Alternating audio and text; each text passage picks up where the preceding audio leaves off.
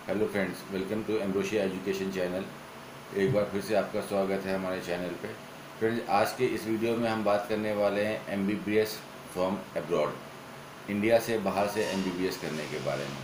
हाँ दोस्तों, आजकल आपने एमबीबीएस फ्रॉम अब्रॉड के बारे में काफ़ी सुन रखा होगा, इसकी काफ़ी चर्चा होती है। आपके फ्रेंड सर्कल में, कोचिंग में काफ़ी दोस्त आपसे बोलते होंगे कि मैं इंडिया से बाहर से एमबीबीएस करना चाहता हूँ। तो आज के इस वीडियो में हम आपको ये बताएंगे कि कौन से वो स्टूडेंट्स हैं जिनके लिए और कोई ऑप्शन नहीं बचता है कि आप वो इंडिया से बाहर से एमबीबीएस करें। अब फ्रेंड्स, जैसा कि आप सभी लोग जानते हैं कि हर साल लगभग 11 से 12 लाख बच्चे एमबीबीएस करने के लिए नीट का एप्लीकेशन फॉर्म भरते हैं। बट हमारे इंडिया में जो टोटल सीट की अवेलेबिलिटी है, टोटल लगभग 60,000 के आसपास है, जिसके लिए ओनली केवल 5% बच्चों को ही इंडिया में सीट मिल पाती है।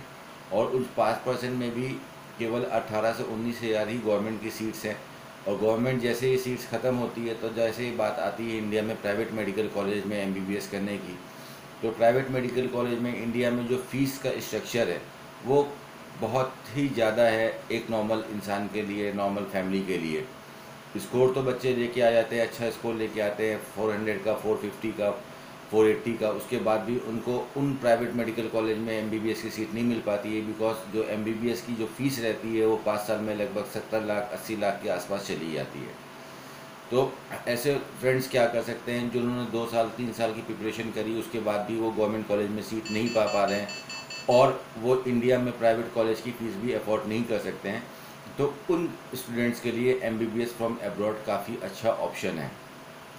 जब भी हम बात करते हैं अब्रॉड में एमबीबीएस करने के लिए, तो हमारे पास काफ़ी डाउट्स आ जाते हैं हमारे माइंड में, बिकॉज हमने लोगों से, अपने फ्रेंड्स से सुन के रखा है कि बाहर जाते हैं तो हमको कैसी कैसी प्रॉब्लम आती हैं।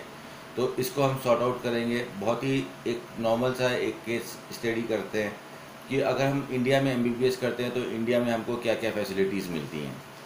इंडिया में अगर हम एमबीबीएस करते हैं तो फर्स्ट ऑफ ऑल जो हमारी पढ़ाई होती है टोटल 5 साल में, वो सारी किस मीडियम में होती है, कौन सी लैंग्वेज यूज़ होती है। इंडिया में ना हिंदी यूज़ होती है ना और कोई लैंग्वेज यूज़ होती है। बट ऑब्वियस सी बात है, आपकी जितनी भी पढ़ाई होती है, जितनी भी आपकी टीचिंग होती है, सब इंग्लिश में होती है। तो आप ऐसी यूनिवर्सिटी देखिए जहाँ पे आप इंडिया से बाहर भी अगर किसी कंट्री में जा रहे हो तो आपको किसी अदर लैंग्वेज में पढ़ाई ना करनी पड़े। आपकी जो भी एजुकेशन हो प्रॉपर इंग्लिश में ही हो और एडिशनल में कोई लैंग्वेज ना हो।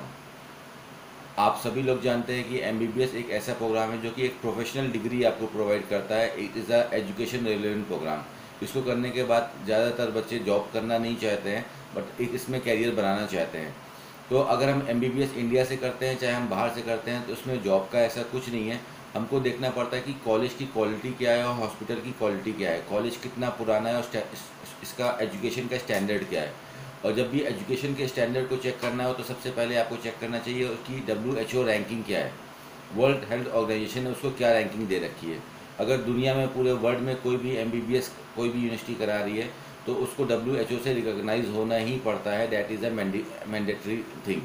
तो वो WHO से रिकॉग्नाइज है कि नहीं है, ये एक बहुत ही इंपॉर्टेंट चीज़ है एमबीबीएस करने में। और कोर्स ऑफ ड्यूरेशन, जैसे कि इंडिया में 5.5 साल लगता है, 4.5 साल का कोर्स और 1 साल की इंटर्नशिप। तो आप इंडिया के बाहर भी जाते हो तो 5.5 से 5.8 ईयर्स ही लगते हैं बाहर एमबीबीएस करने में। बट इससे आपको जो बेनिफिट्स होते हैं वो ये होते हैं कि जैसे कि आप इंडिया में प्राइवेट मेडिकल कॉलेज से एमबीबीएस करने जा रहे हो तो यहाँ पे आप 70 से 75 लाख रुपीज़ के बीच में पे करोगे। बट अगर आप अब्रॉड से एमबीबीएस कर रहे हो तो आपके पास ऑप्शन है कि आप 20 लाख रुपीज़ में, 22 लाख रुपीज़ में आप अपना टोटल एमबीबीएस का कोर्स कर सकते हो। उसके अंदर आपकी टोटल 5 ईयर्स की फ़ीस प्लस हॉस्टल उसके अंदर इंक्लूडेड होता है इस 22 लाख रुपीज़ के अंदर। और एक नॉर्मल सा क्वेश्चन है, काफ़ी लोगों ने मुझसे पूछा है कि अगर हम इंडिया के बाहर जाते हैं एमबीबीएस करने में तो उसके बाद जब हम इंडिया में वापस आते हैं तो हमको स्क्रीनिंग टेस्ट पास करने में जो FMGE का एग्ज़ाम होता है काफ़ी प्रॉब्लम होती है। मैंने सुना है कि काफ़ी बच्चे लोग उसमें फेल हो जाते हैं। तो फ्रेंड देखिए, इसके ऊपर जो हमने जो केस स्टडी करी, इससे हम लोगों को ये पता चला है कि जो बच्चे इंडिया से बाहर जाते हैं एमबीबीएस करने के लिए और वो 5 साल 5.5 साल अपनी एमबीबीएस पे फोकस करते हैं, बट वो वहाँ पे FMGE का एग्ज़ाम नहीं देते हैं, वह प्रिपरेशन नहीं करते हैं और वापस इंडिया आने के बाद उसकी कोई भी कोचिंग सेंटर से प्रिपरेशन लेके फिर वो एग्ज़ाम लिखने को जाते हैं। तो फ्रेंड्स, अगर आप भी समझते हो कि 5 साल की पढ़ाई अगर आप 1 महीने में या 2 महीने में या 3 महीने में उसका सिलेबस करना चाहो तो दिस इज़ नॉट पॉसिबल। इसका प्रॉपर तरीका ये है कि जब भी आप MBBS करने जाओ बाहर, तो आप फर्स्ट सेमेस्टर से ही आपको जो भी टाइम मिलता है दिन में, आधा घंटा, 40 मिनट, 1 घंटा, आप उसकी FMGE की प्रिपरेशन करो। इसमें जो क्वेश्चंस आते हैं कुछ अलग से नहीं आते हैं। क्वेश्चन जो आते हैं आपके ह्यूमन एनाटॉमी के ही क्वेश्चन होते हैं, नॉर्मल वही 19 सब्जेक्ट जो आप MBBS में पढ़ते हो, 15 क्लिनिकल और 4 नॉन क्लिनिकल, उसी में से आते हैं। एक वही आपका पूरा पैटर्न रहता है इसका। 200 में से 50% नंबर्स लाने होते हैं, ओनली 50%, ऐसा नहीं कि 80% 90% इसमें लाना होता है। अगर आप 50% भी स्कोर करते हो FMGE में तो आप इजीली पास हो जाते हो। तो वो बच्चे पे अगर हम देखते हैं जो बाहर जाने के बाद जो फर्स्ट ईयर से इसकी प्रिपरेशन करते हैं, तो वो बच्चे काफ़ी इजीली से फर्स्ट अटैम्प्ट में ही अपना FMGE के एग्ज़ाम को क्लियर कर लेते हैं। उसके बाद यहाँ पे MCI का रजिस्ट्रेशन नंबर लेके इंडिया में प्रैक्टिस करते हैं। उसके बाद आपके पास ऑप्शन होता है कि आप चाहो तो इंडिया से भी PG कर सकते हो, या आप इंडिया से बाहर भी चाहो तो इंडिया से बाहर भी अपना PG कर सकते हो कंटिन्यूएशन में। तो फ्रेंड्स, अगर आपका गवर्नमेंट में सिलेक्शन नहीं हो पा रहा है बार बार अटैम्प्ट करने से, और आप कोचिंग इंस्टीट्यूट्स में फालतू में अपनी फ़ीस एक्सपेंड कर रहे हो कि हर साल आप 2.5 लाख 3 लाख रुपए कोचिंग सेंटर्स में जा रहे हो, पे कर रहे हो, उसके बाद सीट भी में या गवर्नमेंट में निकल जाए और आपका गवर्नमेंट में नहीं हो पा रहा है, तो और इंडिया में आपको इतनी फ़ीस पे करने का ऑप्शन नहीं है, तो आपको मैं रिकमेंड करूँगा कि आप बाहर जाके MBBS कर सकते हो और वहाँ से अच्छी क्वालिटी एजुकेशन लेके आके इंडिया में प्रैक्टिस कर सकते हो। This is a very good option. India में हर साल काफ़ी बच्चा बाहर जा रहा है पढ़ाई करने के लिए। बहुत से लोगों के अंदर डाउट है कि बाहर जाते हैं तो सही जगह पे एडमिशन नहीं होता है।